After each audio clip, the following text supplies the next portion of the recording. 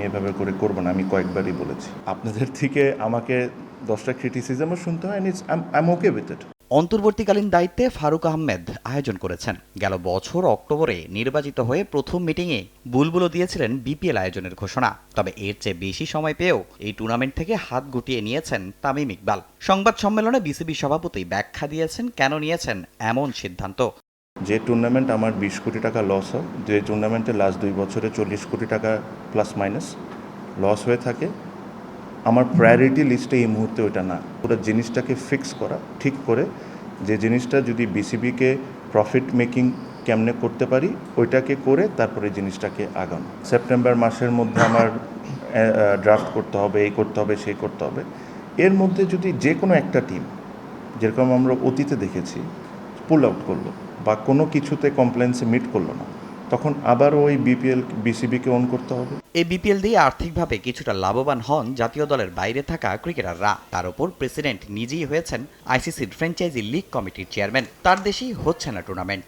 আমি আমার কমিটিতে আছি, আমার একটা বড় পদ আছে, আর আমার নিজের দেশে ফ্র্যাঞ্চাইজ ক্রিকেটই সব অনিয়ম চলছে।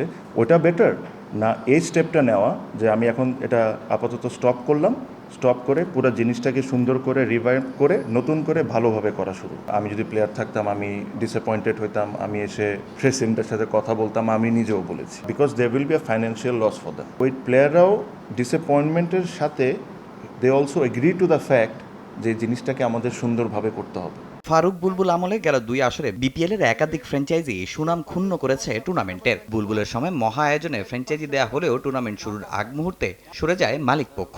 তবে পরবর্তী আসরে দল নিতে মানতে হবে কঠিন শর্ত। আসতে পারে অন্য দেশের ফ্র্যাঞ্চাইজিও।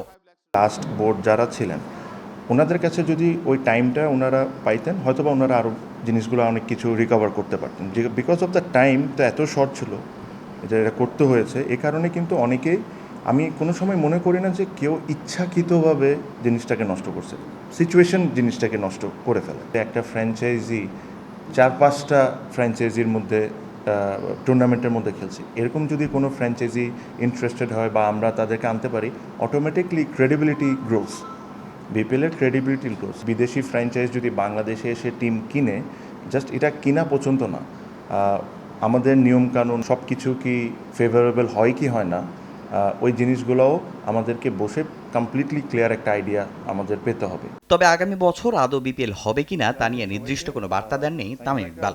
একই সঙ্গে বিপিএল ও বিসিবির অন্য টুর্নামেন্টে হওয়া ফিক্সিং নিয়ে অ্যালেক্স মার্শালের রিপোর্ট দ্রুতই জনসম্মুখে আনা হবে বলে জানান বিসিবি সভাপতি। রেকমেন্ডেশন এসেছে অ্যালেক্স মার্শাল থেকে, হ্যাঁ, যখন একটা জিনিস আসে তখন এটা আমরা লয়ারদের কাছে পাঠাই, আমাদের কাছে আসবে তখন আমরা আপনাদেরকে স্টেটমেন্টের মাধ্যমে জানাই দেওয়া হবে। তামিম হোসেন, সময় সংবাদ, ঢাকা।